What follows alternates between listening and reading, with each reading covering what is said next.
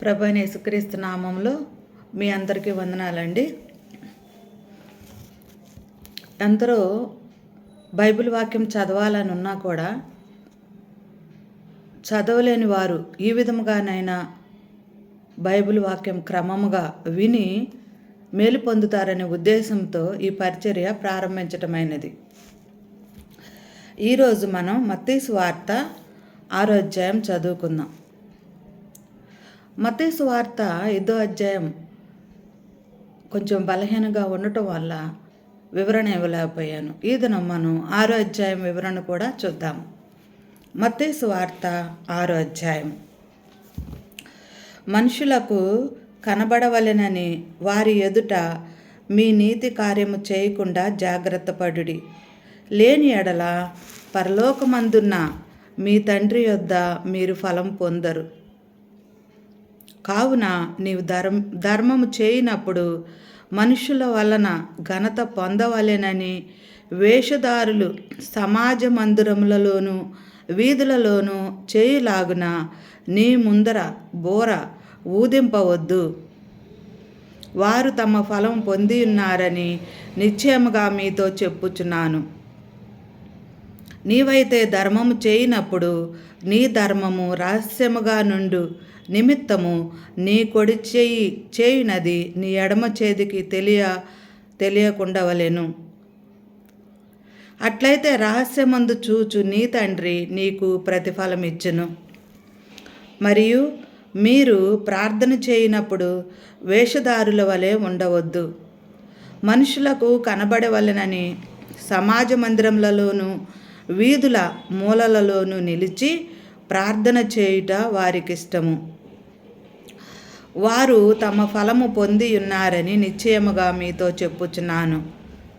నీవు ప్రార్థన చేయనప్పుడు నీ గదిలోనికి వెళ్ళి తలుపు వేసి రహస్యమందున్న నీ తండ్రికి ప్రార్థన చేయుము. అప్పుడు రహస్యమందు చూచి నీ తండ్రి నీకు ప్రతిఫలమిచ్చును. మరియు మీరు ప్రార్థన చేయనప్పుడు అన్ని జనుల వలె వ్యర్థమైన మాటలు వచింపవద్దు. విస్తరించి మాట్లాడుట వలన తమ మనవి వినబడినని వారు తలంచుచున్నారు. మీరు వారి వలె ఉండకుడి. మీరు మీ తండ్రిని అడగక మునిపే మీకు అక్కరగానున్నవేవో ఆయనకు తెలియను. కాబట్టి మీరు ఇలాగూ ప్రార్థన చేయుడి.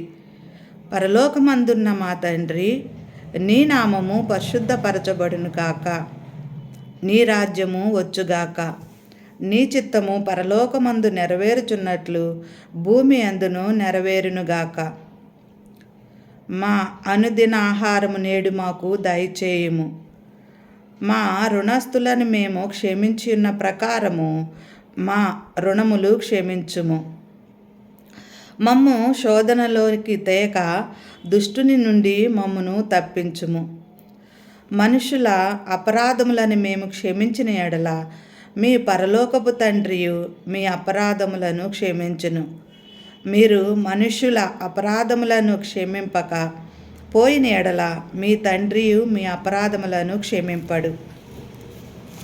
మీరు ఉపవాసము చేయనప్పుడు వేషధారుల వలె దుఃఖముఖులై ఉండకుడి. తాము ఉపవాసము చేయుచున్నట్టు మనుషులకు కనబడవలనని వారు తమ ముఖములను వికారము చేసుకుందురు. వారు తమ ఫలము పొందియున్నారని నిశ్చయముగా మీతో చెప్పుచున్నాను. ఉపవాసము చేయుచున్నట్టు మనుషులకు కనబడవలెనని కాక రహస్యమందున్న నీ తండ్రికే కనబడవలెనని నీవు ఉపవాసము చేయనప్పుడు నీ తల అంటుకొని నీ ముఖము కడుక్కొనుము. అప్పుడు రహస్యమందు చూచుచున్న నీ తండ్రి నీకు ప్రతిఫలమిచ్చును. భూమి మీద మీ కొరకు ధనమును కూర్చుకొనవద్దు. ఇచ్చట చిమ్మెటయు తుప్పును తినివేయును. దొంగలు కన్నము చేసి దొంగిలెదరు. పరలోకమందు మీ కొరకు ధనమును కూర్చుకొనిడి. అచ్చట చిమ్మిటైనను తుప్పైనను దాని తినివేయదు. దొంగలు కన్నము వేసి దొంగిలరు. నీ ధనమెక్కడుండునో అక్కడనే నీ హృదయము ఉండును. దేహమునకు దీపము కన్నే గనుక నీ కన్ను తేటగా ఉండిన ఎడల నీ దేహమంతయు వెలుగుమయమై ఉండును.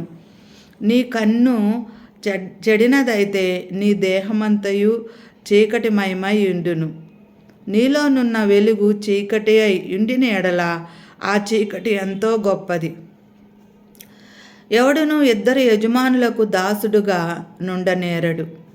ఒకడు ఒకని ద్వేషించి ఒకని ప్రేమించును, లేదా ఒకని పక్షముగా ఉండి ఒకని తృణీకరించును. మీరు దేవునికిని సిరికిని దాసులుగా నుండనేరరు. అందువలన నేను మీతో చెప్పినదేమనగా, ఏమి తిందుమో ఏమి త్రాగుదుమో అని మీ ప్రాణమును గూర్చి అయినను, ఏమి ధరించుకొందుమో అని మీ దేహమును గూర్చి అయినను చింతింపకుడి. ఆహారము కంటే ప్రాణమును, వస్త్రము కంటే దేహమును గొప్పవి కావా?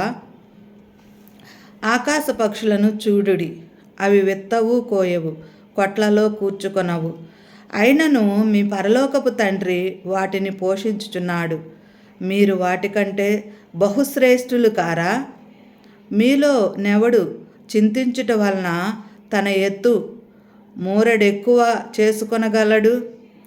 వస్త్రములను గూర్చి మీరు చింతింపనేలా? అడవి పువ్వులు ఎలాగూ నెదుగుచున్నవో ఆలోచించుడి. అవి కష్టపడవు, వడకవు, అయినను తన సమస్త వైభవముతో కూడిన సొలొమోను సైతము వీటిలో ఒకదాని వలెనైనను అలంకరింపబడలేదు. నేడుండి రేపు పొయ్యిలో వేయబడు అడవి గడ్డిని దేవుడిలాగు అలంకరించిన ఎడల అల్ప విశ్వాసులారా, మీకు మరి నిశ్చయముగా వస్త్రములు ధరింపచేయును కదా. కాబట్టి ఏమి తిందుమో ఏమి తాగుదుమో ఏమి ధరించుకొందుమో అని చింతింపకుడి. అన్యజనులు వీటన్నిటి విషయమై విచారింతురు. ఇవన్నీ మీకు కావలనని మీ పరలోకపు తండ్రికి తెలియను. కాబట్టి మీరు ఆయన రాజ్యమును నీతిని మొదట వెదకుడి, అప్పుడు అవన్నీ మీకు అనుగ్రహింపబడును. రేపటిని గూర్చి చింతింపకుడి, రేపటి దినము దాని సంగతులను గూర్చి చింతించును. ఏనాటి కీడు ఆనాటికి చాలును. ఈ మత్తయి సువార్త 6వ అధ్యాయము 5వ అధ్యాయమునకు పొడిగింపు. 5వ అధ్యాయంలో యేసు ప్రభువు గారు కొండ ఎక్కి కూర్చుండి ఆయన బోధిస్తున్నారు. ఈ బోధనలే పొడిగింపు. ఇలా బోధిస్తూ ఉండగా 6వ అధ్యాయము 1వ వచనములో, మీ నీతి కార్యము మనుషులకు కనబడవలనని వారి ఎదుట మీ నీతి కార్యము చేయకుండా జాగ్రత్త పడుడి. నీతి అంటే ఏమిటి? ధర్మం, న్యాయం, మంచి ప్రవర్తన. మనం ఇవన్నీ కలిగి ఉండాలి, కానీ మనుషులకు కనబడవలని కాదు. మనుషులు కనబడవలనని మంచితనంగా ప్రవర్తించటం, న్యాయంగా ఉండటం, ధర్మంగా ఉండటం, తరువాత మనుషులు లేనప్పుడు మన ఇష్టానుసారంగా ఉండటం, ఇది కాదు నీతి అంటే. మనం ఎల్లప్పుడూ కూడా నీతిగానే ఉండాలి, మనుషులు కనబడినా కనబడకపోయినా. మన నీతి కార్యముల వల్ల దేవుడు ఏం చేస్తాడు? మనకు ప్రతిఫలం ఇస్తారు. మనుషులు కనబడాలని మనుషులు ఎదుట చేస్తే మనం ఎలాంటి ప్రతిఫలము పొందము. అదిని గాక ఇంకా 2వ వచనం నుంచి ధర్మం చేయనప్పుడు అని మాట్లాడుతున్నారు. ధర్మం చేసినప్పుడు మనం సహజంగా ఎలా చేస్తాం? కుడి చేతులతో చేస్తాం. అంటే మన మైండ్ ప్రేరేపిస్తుంది, మన హృదయానికి తెలుస్తుంది, మనం ఇస్తాం. కానీ ఏమంటున్నారంటే కుడి చేతితో చేసినది ఎడం చేతికి కూడా తెలియకూడదు అంటున్నారు. అంటే అంత రహస్యంగా చేయాలని. కానీ పూర్వదినాల్లో ఎలా ఉండేదంటే, చిన్నప్పుడు కొన్ని మందిరాల్లో, కొన్ని సంఘాల్లో ప్రార్థనకి వెళ్ళినప్పుడు ఆ చైర్స్ మీద, టేబుల్స్ మీద, ఫ్యాన్ల మీద, ఇలా కొన్నాటి మీద పేర్లు కనపడేవి. అవును కాకోకుండా అర్పణలు కూడాను పలాని వారు ఇంత ఇచ్చారు ఇంత ఇచ్చారు అంటూ కూడా చదివేవారు. ఇంకా ఏదైనా కట్టబడినప్పుడు మందిరం కానీ దానికి సంబంధించిన ఉపయోగపడవలసింది అంటే సంఘానికి సంబంధించిన ఏవి కట్టినప్పుడు కూడాను ఎవరైనా కొంచెం ఎక్కువ అమౌంట్ అంటే పలానా ఇంత అమౌంట్ ఇచ్చిన వాళ్ళ పేర్లు కూడా రాస్తారు అని అనౌన్స్ చేసేవారు ఆ దినాల్లో. మరి ఈ దినాల్లో లేదని అనుకుంటున్నాను. ఇవన్నీ కూడాను మనుషులు కనబడవలనని చేసేవి. కానీ దేవుడు ఏమంటున్నారంటే ఏ ధర్మాలు దాన ధర్మాలు చేసినా కూడా అవి మనిషిలో కనబడకూడదు, దేవుడికి కనపడాలి. అప్పుడు దేవుడే ప్రతిఫలం ఇస్తారు అంటున్నాడు. ఇంకా ప్రార్థన చేయనప్పుడు కూడా ఎలా ఉండాలి అని అంటున్నారంటే గదిలోనికి వెళ్ళి తలుపు వేసుకొని ప్రార్థన చేయాలంట. ఆ విధముగా ప్రార్థన చేసినప్పుడు దేవుడు వింటారు అంటున్నారు. ప్రార్థన చేసినప్పుడు అనేక మంది వినాలి, అబ్బో వీళ్ళు ఎంత గొప్పగా ప్రార్థన చేస్తున్నారు, ఎంత మంచి మంచి మాటలతో ప్రార్థన చేస్తున్నారు, ఎంత గొప్ప మాటలతో చేస్తున్నారు, ఇట్లా జనాలు మెచ్చుకోవటం కాదు. ప్రార్థన చేసినప్పుడు గదిలోనికి వెళ్ళి ప్రార్థన చేయాలంట. నిజం చెప్పాలి అంటే ఈ ప్రార్థన గురించే చెప్తూ కూడా 16వ అధ్యాయం నుంచి ఉపవాసం గురించి కూడా చెప్తున్నారు. ఇక్కడ ఉపవాసం చేయనప్పుడు కూడా మనుషులు కనబడొద్దు, మనుషులు కనపడాలయ్యో నేను ఉపవాసం చేస్తున్నానని ఇంట్లో వారికి చుట్టుపక్కల వారికి ఇట్లా ముందే చెప్పేసుకోవటం ద్వారా ముఖమంతా ఇట్లా వేగ్గా పెట్టుకోవటం, ఇలా చేయటం ద్వారా ఉపయోగం ఏమీ లేదంటున్నారు. ఉపవాసం చేసి ప్రార్థన చేయటం మంచిదే. ఇలా చేయటం వల్ల దేవునికి అతి దగ్గరగా అవుతాం. అయితే ఆ ప్రార్థన దేవుడు వినేదిగా ఉండాలి, మనుషులు కాదు.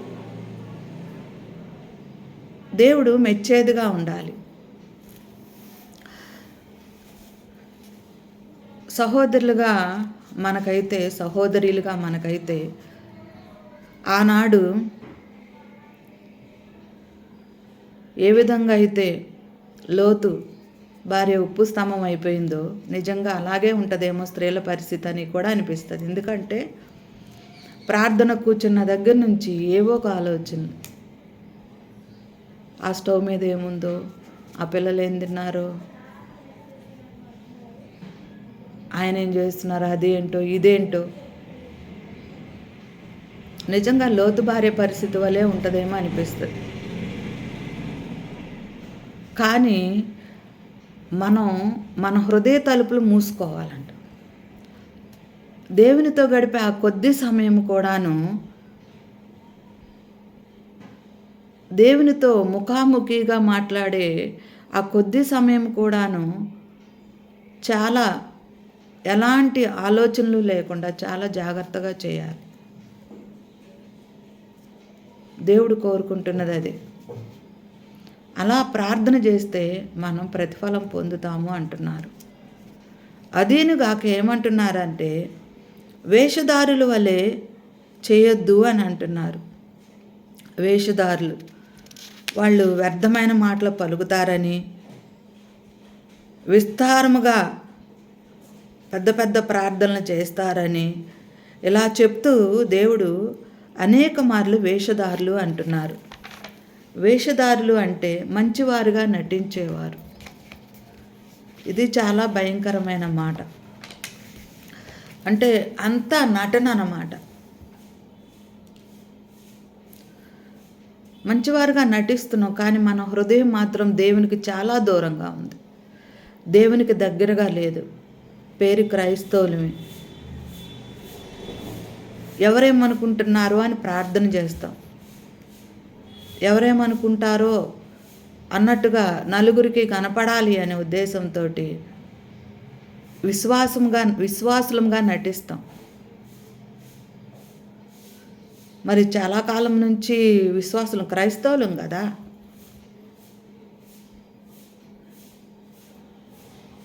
ఇలాంటి పరిస్థితుల్లో దేవుడు అంగీకరించరు. వేషధారుల వలె ఉండొద్దు అంటున్నారు. దేవుడు చెప్పే ప్రతి మాట కూడా సత్యమైంది. అది చాలా సత్యము. స్వయంగా యేసుప్రభు గారే తన నోటి గుండా చెప్తున్నారు.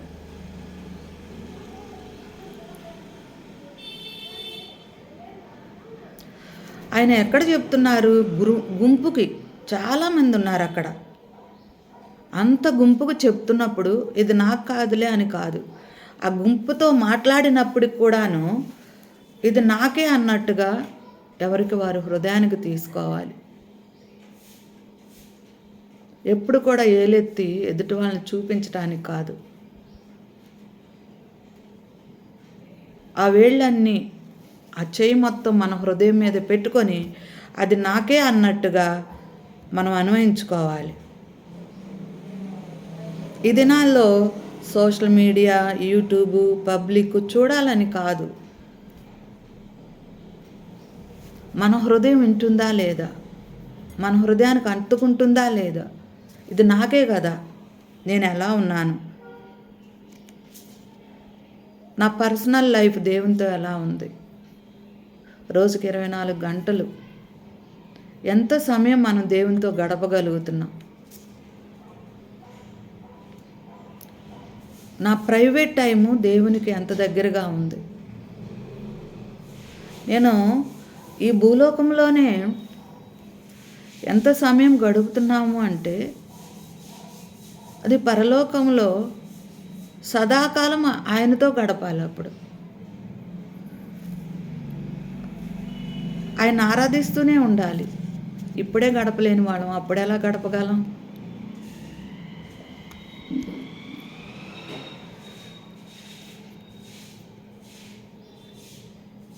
కాబట్టి మన హృదయాన్ని చూసుకుందాం. ధర్మకార్యాలేమి, ప్రార్థనా జీవితం ఏమి, ఎలా ఉంది? మనుషుల కోసం, ఎదుటి వాళ్ళ కోసం చేస్తున్నావా, నా కోసం చేసుకుంటున్నావా, నా ఆత్మ కోసం చేస్తున్నావా అనేది మనం పరీక్షించుకోవాల్సిన వారమే ఉన్నాం. ఇలా ఉండగా దేవుడు ప్రార్థన గురించి చెప్తూ మీరు ఇలా ప్రార్థన చేయండి అంటూ ప్రార్థన కూడా నేర్పించారు. ఇది మనందరికీ సుపరిచితమే. ఏమని ప్రార్థన చేయాలంటున్నారు? పరలోకమందున్న మా తండ్రి, నీ నామము పరిశుద్ధపరచబడును గాక, నీ రాజ్యము వచ్చును గాక, నీ చిత్తము పరలోకమందు నెరవేర్చున్నట్లు భూమి అందును నెరవేరును గాక. మనదిన ఆహారము నేడు మాకు దయచేయము, మా రుణస్థులను మేము క్షమించి ఉన్న ప్రకారము మా రుణములు క్షమించుము, మమ్మను శోధనలోకి తేక దుష్టు నుండి మమ్మల్ని తప్పించుము.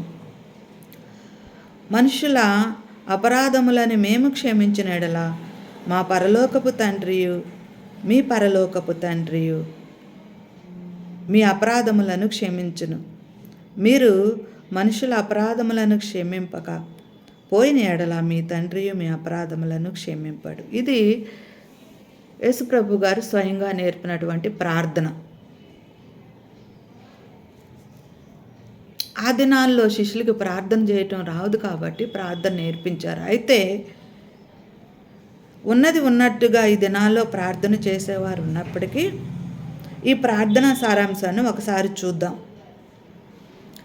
ఈ ప్రార్థన మొత్తంలో సగభాగము ఆరాధనతో కూడుకుని ఉంటుంది. ముందు మన ప్రార్థన చేయనప్పుడు ఆరాధించేవారుగా ఉండాలి. ఇక మొదలు పెట్టడమే ప్రభువా నాకు అది ఇవ్వు, ప్రభువా నాకు ఇది ఇవ్వు, ప్రభువా నన్ను కాపాడు, ఇది కాదు. మనం ప్రార్థన చేసినప్పుడు దేవుడు ఏం చేయమంటున్నాడంటే మొట్టమొదటిగా ఆయన ఏమై ఉన్నదో దాన్ని ఆలోచన చేస్తూ ఆయన స్తుతించాలి అంటున్నారు. ఎలా స్తుతించాలంటే పరలోకమందున్న మా తండ్రి అంటున్నారు. నిజంగా ఏ యోగ్యత ఉందని మనం పరలోకపు తండ్రిని మా తండ్రి అని పిలవగలం? ఆయన సర్వసృష్టికర్త కదా, సర్వానికి అధికారి కదా, ఆయన మహోన్నతులు కదా, ఆయన సర్వోన్నతులు కదా, ఆయన నిన్న నేడు నిరంతరము ఏకరీతిగా ఉన్నవారు కదా. మనమేమో ఇంతలో కనపడి అంతలో మాయమైపోయామంటే వారు. ఆయన పరిశుద్ధుడు, మనలో ఎలాంటి పరిశుద్ధత లేదు. ఆయనను మన తండ్రి ఎంత గొప్పవాడంటే మనతో తండ్రి అని పిలిపించుకోవటానికి ఇష్టపడుతున్నారు. అంత గొప్ప దేవుడు మన దేవుడు. తండ్రి అని పిలుస్తూ నీ నామము పరిశుద్ధ పరచబడుగాక అంటున్నారు. నీ చిత్తము వచ్చుగాక అంటున్నారు. ఏంటి? ఆయన పరిశుద్ధ పరచబడుగాక, నీ రాజ్యము వచ్చుగాక అంటున్నారు. ఏంటి ఆయన రాజ్యం వచ్చేది? పరలోకంలో ఆయన రాజ్యం ఎలా? ఆయన రాజ్యము వచ్చుగాక అంటే ఆ రాజ్యం మనకు రావాలి.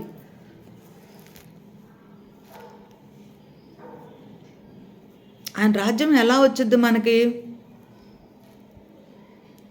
అసలు ఆయన రాజ్యం ఎలా ఉంది? పరలోక రాజ్యం ఎలా ఉందని ప్రకటన గ్రంథంలో రాయబడిందంటే అక్కడ దుఃఖం లేదు, ఏడుపు లేదు,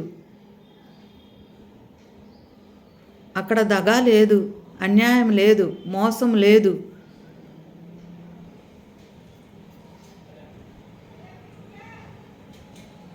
అక్కడంతా పరిశుద్ధంగా ఉంది, నీతిగా ఉంది, అంతా న్యాయముగా ఉంది. అలాంటి రాజ్యము వచ్చుగాక, మాకు కూడా రావాలి అని కోరుకుంటూ ప్రార్థన చేయాలి.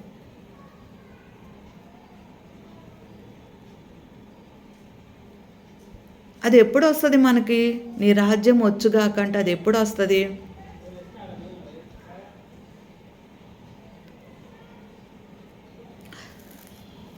మన పరలోకపు తండ్రి యేసుక్రీస్తు వారిని భూలోకమునకు పంపిన తరువాత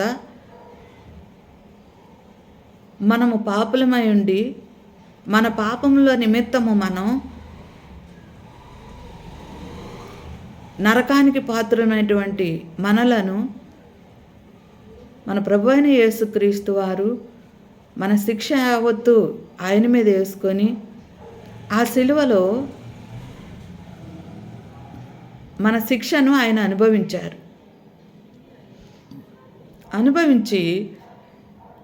ఆయన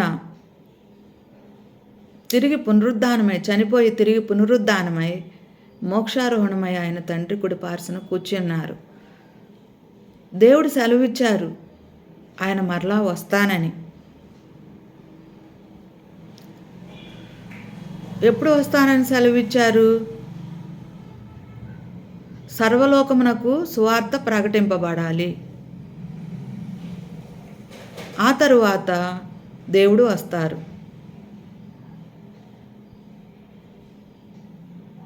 సర్వలోకానికి సువార్త ప్రకటింపబడాలి అంటే మనము కూడాను దాంట్లో పాత్రదారులమై ఉన్నాం. ఎలా?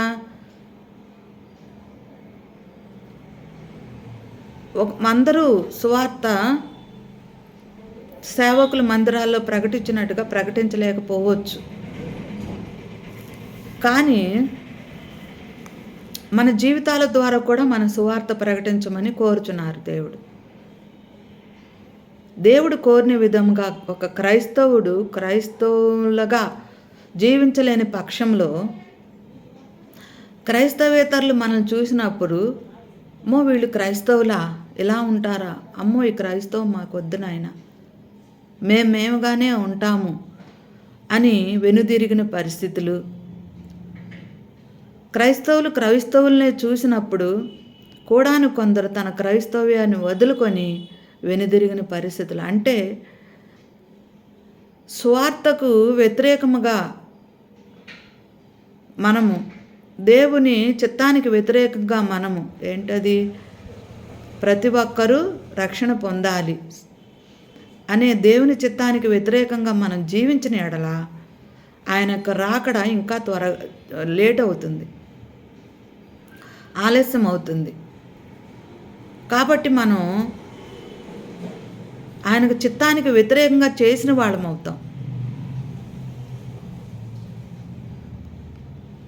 దేవుని చిత్తానికి వ్యతిరేకంగా మనం చేసిన ఎడల ఆయనకు ఉగ్రతకు పాలయ్యేవారం కూడా ఉంటాం. కాబట్టి విశ్వాసులమని చెప్పుకుంటున్న మనము బహుజాగ్రత్తగా ఉండాలని దేవుడు కోరుకుంటున్నారు. ఆ పరలోక రాజ్యము ఈ భూలోకానికి వచ్చినప్పుడు దేవుడు వస్తా అన్నారు. ప్రకటన గ్రంథంలో అన్నారు, 1000 ఏళ్ల పాలన భూమి మీద ఉంటుంది అని. పరలోక రాజ్యములు ఎలా ఉందో అలాగే భూమి మీద కూడా 1000 ఏళ్ల పాలన ఉంటుందంట. అందుకోసమే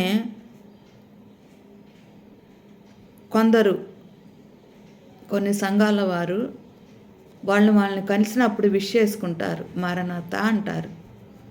అంటే ప్రభు అయిన యేసు త్వరగా రా అని అర్థం.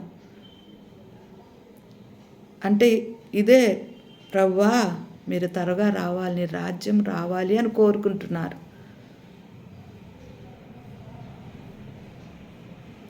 ఎంత గొప్ప విషయమో కదా. నీ రాజ్యము రావాలని కోరుకుంటున్నారు. మనము కూడా దేవుని రాజ్యం రావాలని కోరుకున్న వాళ్ళమైతే దేవుని రాజ్యాన్ని ప్రకటించటంలో భాగస్థులం అవ్వాలి. ప్రకటించటం మాత్రమే కాదు, వాక్యానుసారంగా జీవించే వారం కూడా అయి ఉండాలి.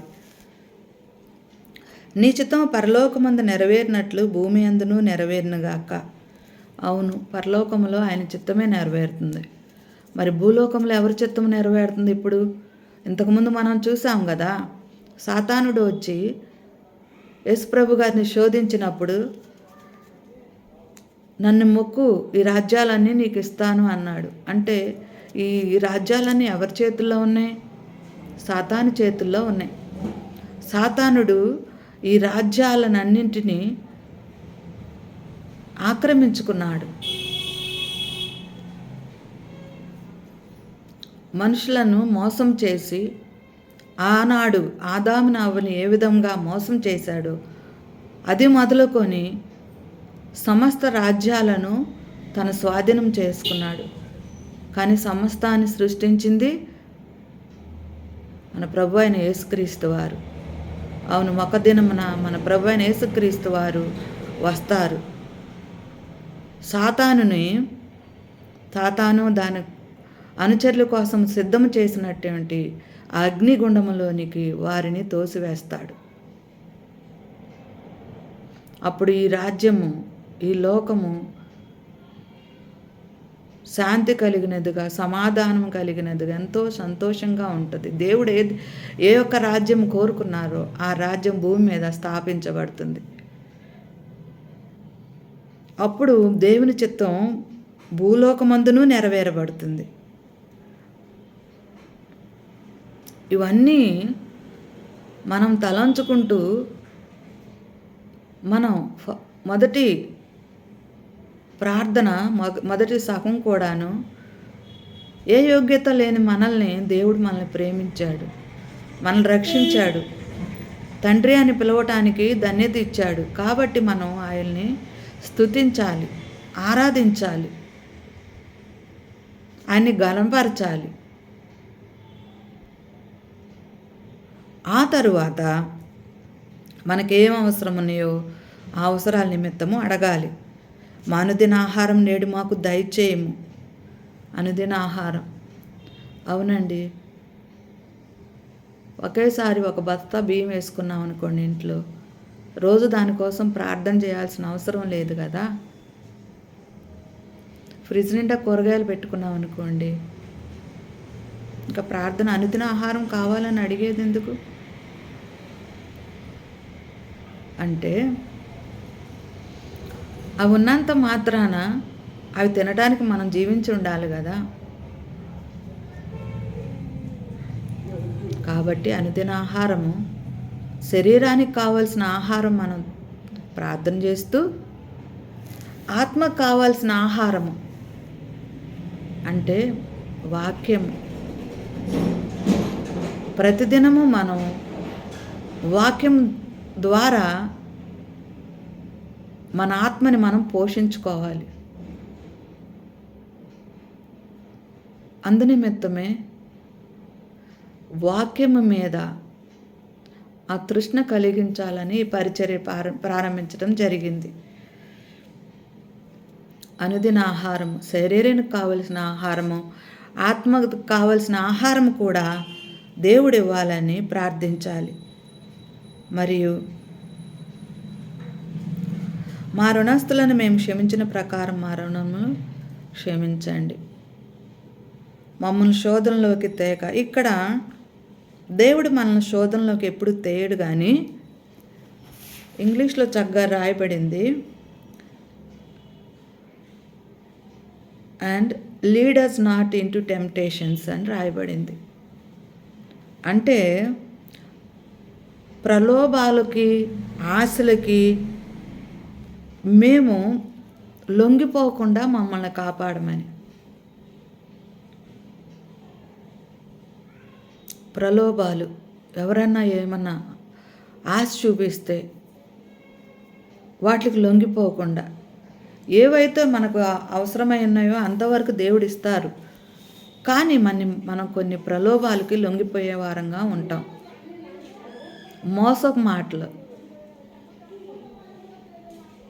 మనము ముఖ్యంగా దేవునికి దూరముగా అయ్యే పరిస్థితులు, కొంతమంది ఆశలు చూపించి మనల్ని మోసపరిచేవారుగా ఉంటారు, మన ఆత్మీయ జీవితాన్ని పాడు చేసేవారుగా ఉంటారు. ఇలాంటి వాటికి మమ్మల్ని దూరంగా ఉంచు ప్రభు అని ప్రార్థన చేయటం అన్నమాట. ఇక మనుషుల అపరాధములను క్షమించిన ఎడల, ఇది మహా కష్టం అండి బాబు. నిజంగా ఎవరన్నా మన మీద కోప్పడితే అసలు మళ్ళీ మనం ఏదో రూపంలో వాళ్ళ మీద కోప్పడిన దాకా ఆ ఉక్రోషము, ఆ కోపం మనల్ని తట్టుకోనివ్వదన్నమాట. అసలు తట్టుకోలేము వాళ్ళ మీద మళ్ళీ తిరిగి ఏదో ఒక రూపంలో గొడవ పడితేనే తప్ప. లేని పక్షంలో దేవుని వాక్యం మనకి గుర్తొచ్చి ఒకవేళ క్షమించిన, మనల్ని తగ్గించుకొని క్షమించిన, మళ్ళా వాళ్ళు మనకు ఎదుటి పడినప్పుడు మాట్లాడతాం, నవ్వుతాం, అన్నీ చేస్తాం, కానీ ఆ లోపల అది మనల్ని తొలిచేస్తూనే ఉంటుంది. వెంటనే మనం మర్చిపోలేము ఆ పరిస్థితుల్ని.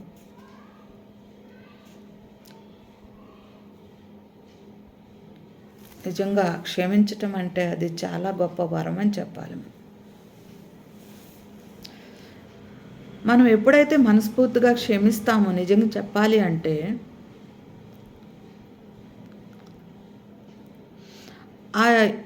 అప్పుడు దేవుడు మనల్ని క్షమిస్తాడు. ఎందుకంటే మనం అనేక మార్లు ఎదుటి వాళ్ళకి కోపం వచ్చేటట్టు బిహేవ్ చేసే పరిస్థితులు ఉంటాయి. అనేక మార్లు దేవునికి కూడా మనం కోపం తెప్పించే వారంగా ఉంటాం. మనం మనస్ఫూర్తిగా క్షమిస్తే దేవుడు మనల్ని క్షమిస్తారు. అదే నువ్వు కాకుండా వాళ్ళు నా పట్ల అంత తప్పుగా బిహేవ్ చేసినా నేను ఎలా క్షమించగలను అని మన మనసు అనిపించుద్ది. కానీ మనం మనస్ఫూర్తిగా క్షమిస్తే, నిజంగా వాళ్ళదే తప్పు అయి ఉంటే, మనం ఏదైతే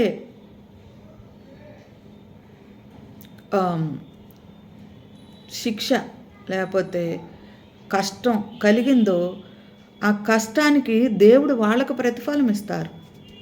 అది మనస్ఫూర్తిగా మనం క్షమించినప్పుడు ఆ శిక్ష దేవుడు వాళ్ళకి వేస్తారు. ఎందుకంటే మన దగ్గర తప్పు లేదు కదా, ఎదుటి వాళ్ళు తప్పు అయినప్పుడు మన దగ్గర తప్పు పెట్టుకొని కాదు.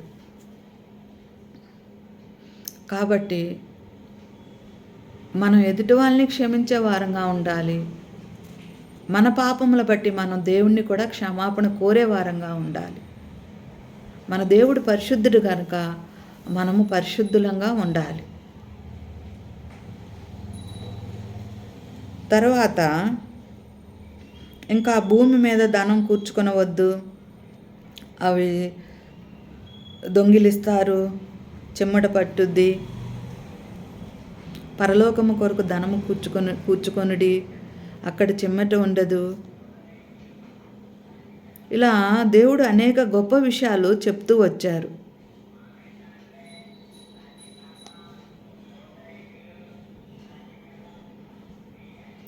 ఇలా చెప్తూ ఉంటూ ఏమి తిందుము ఏమి తాగుదము అని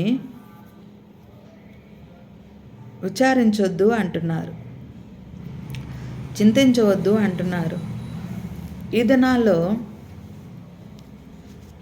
మనుషులు ఎలా ఉన్నారంటే భోజన ప్రియులుగా కనిపిస్తున్నారు. ఎక్కడ చూసిన హోటల్స్, ఫుడ్ కోర్ట్స్, ఒక సమయం అంటూ లేదు భోజనానికి. పూర్వదినాల్లో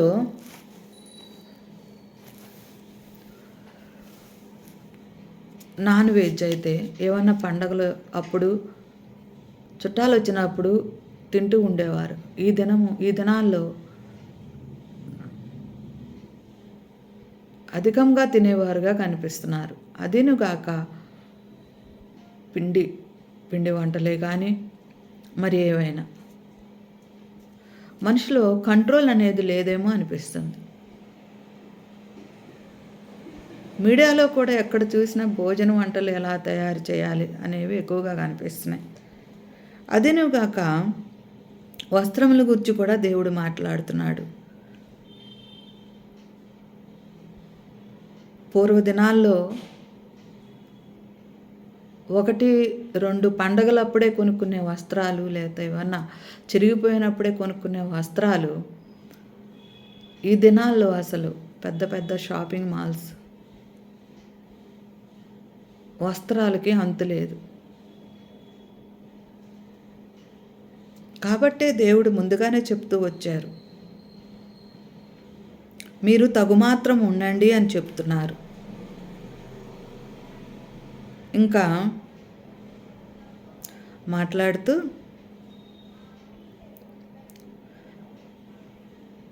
మీరు మొదట ఆయన రాజ్యమును నీతిని వెతకుడి అంటున్నారు.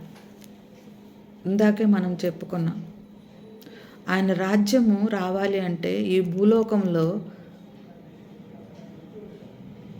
సువార్త ప్రకటింపబడాలి.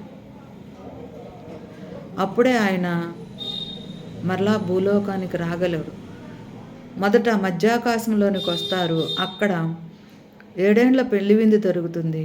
ఆ తరువాత మళ్ళా భూలోకానికి తిరిగి వచ్చి ఇక్కడ ఆయన రాజ్యాన్ని స్థాపిస్తారు. దీనికోసం మనం ప్రార్థిద్దాం, ప్రయత్నిస్తాం. ఇంకా నీతిని కూడా వెతకమంటున్నారు. రోమాపత్రిక 3:24 ఏముందంటే, నమ్మువానికి ఆయన కృపచేతనే క్రీస్తు యేసునందలి విమోచనము ద్వారానే ఉచితముగా నీతిమంతులమని తీర్చబడుతున్నాము అని. బైబిల్ గ్రంథం ఏమని చెప్తుంది అంటే, మనము అందరము పాపము చేసి తప్పిపోయిన వారముగా ఉన్నప్పుడు, దేవుని ప్రేమను పొందలేని వారముగా ఉన్నప్పుడు, దేవుని తన ప్రేమను బట్టి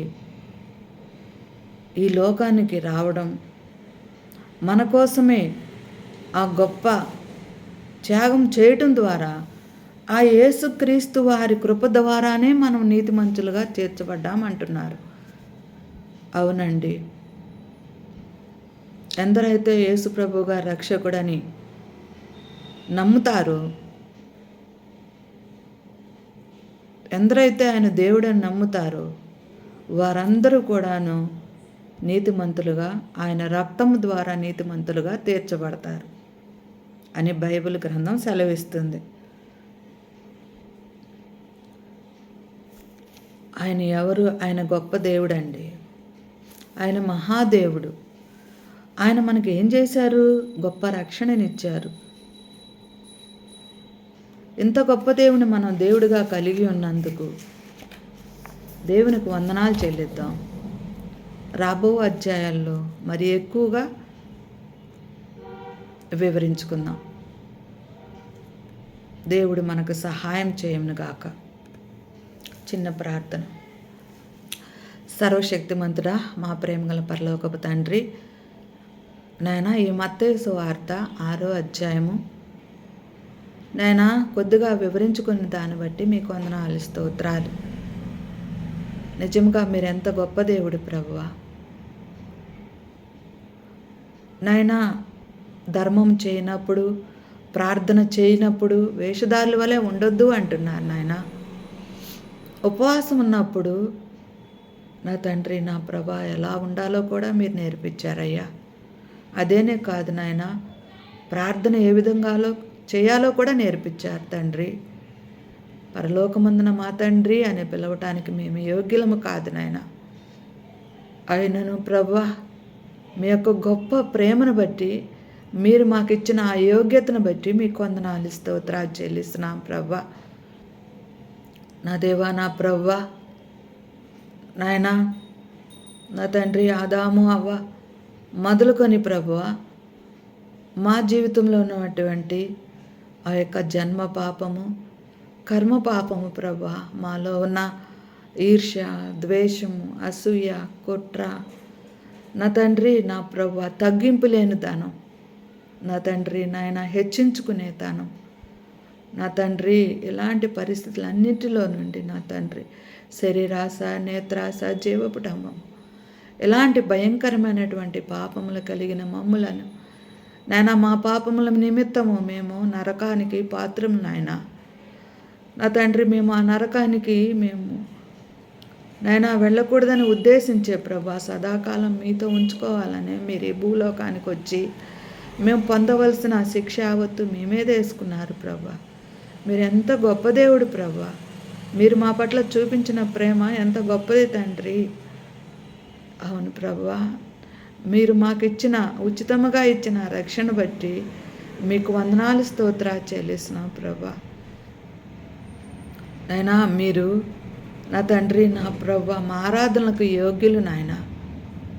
నా తండ్రి నాయన, మీకే ఘనత, మహిమ, ప్రభావాలు చెల్లిస్తున్నాం ప్రభా. నాయన, మీ రాజ్యము రావాలని కోరుకుంటున్నాం నాయన. నా తండ్రి, నీ రాజ్యంలో దుఃఖం ఉండదు నాయన, సంతోషమే నాయన, అన్యాయము, అక్రమం ఉండదు ప్రభువా. ఆ రాజ్యం కావాలని కోరుకుంటున్నాం నాయన. లోకమంతటా సువార్త ప్రకటింపబడాలి తండ్రి. రక్షణ లేని వారు అనేక మంది రక్షింపబడాలి నాయన. రక్షింపబడిన మేము కూడాను తండ్రి, నా తండ్రి నాయన, నీ నామమునకు మహిమకరంగా జీవించాలి ప్రభువా. నా తండ్రి నాయన, నీకు సాక్షులుగా జీవించాలి ప్రభువా. ఆ విధంగా జీవించడానికి మాకు సహాయం చేయమని నా తండ్రి, నా ప్రభువా, ఈ సమయం మాకు ఇచ్చినందుకు వందన, స్తోత్రాలు చెల్లిస్తూ యేసుక్రీస్తు పరిశుద్ధ నామమున అడిగి వేడుకుంటున్నాం తండ్రి, ఆమేన్. ఈ వాక్య పరిచర్య ఆత్మీయంగా ఉందనుకుంటే లైక్ చేయండి, షేర్ చేయండి, సబ్స్క్రైబ్ చేయండి. అందరికీ వందనాలు.